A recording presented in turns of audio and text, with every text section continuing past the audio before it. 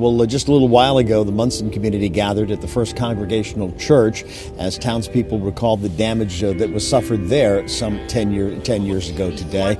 For one Monson resident, she remembers the day she lost her childhood home and how the community rallied together amidst the middle of this disaster.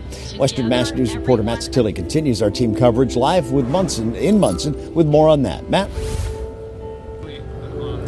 Well, Dave, as you just mentioned, people filing out here for a ceremony that took place at 5:30, and the community came together today just as they did 1 decade ago.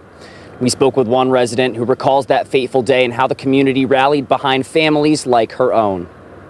There's no way a tornado could come ever through here. Marissa Phipps arrived home from school when disaster struck, and she couldn't believe it when her sister cried out about impending danger. Didn't think she was serious whatsoever.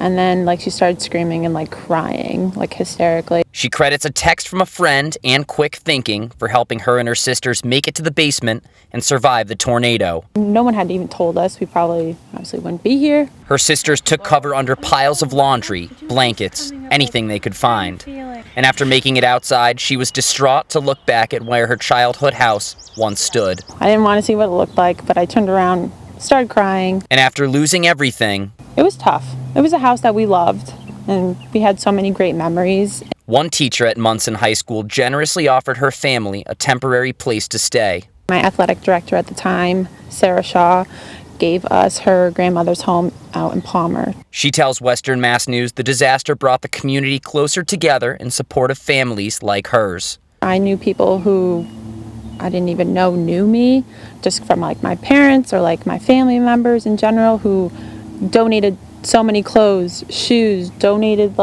food to us. She says it actually feels longer than a decade after making many new memories in her new home.